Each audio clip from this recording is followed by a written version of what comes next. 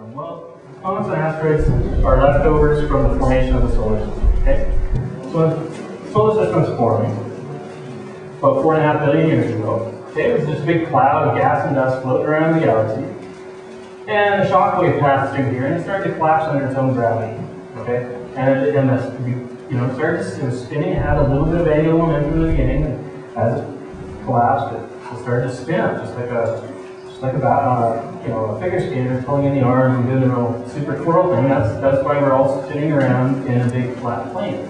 Okay, so it started to heat up in its core, and the comets, the cooler regions out here at the edge of the formation of the solar system, is where all the comets, well, not all of them, but where most of the comets got left behind. Okay, those are the long-period comets from way far away, icy planetesimals.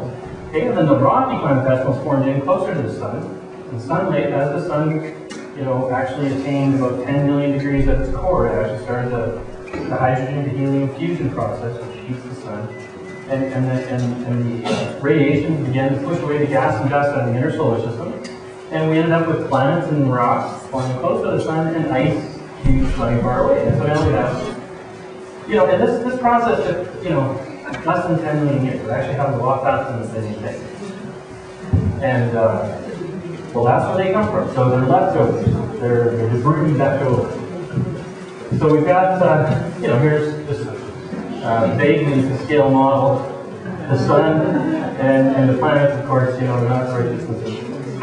And poor Pluto here, everyone's heard about Pluto, lost his status as a planet. He's now a dwarf planet. But I keep saying he's not really, it's still a planet. It's like a dwarf, it's like a crab apple is an apple, right? So anyway. Now here's Ceres. Ceres is the first asteroid that we found. It's also the biggest, about 1,000 kilometers diameter. And there's a few other asteroids that are a few hundred kilometers in diameter, but most of them are much, much smaller. And there's millions of them that are, a kilometer or less. So this is, that's your basic solar system. Okay, billions of comets. Okay, there's actually more comets than asteroids. But they spend a lot fewer amount of time close to the sun, so we don't see them that much. Okay, I'm speeding over this because this talk actually goes a little too long.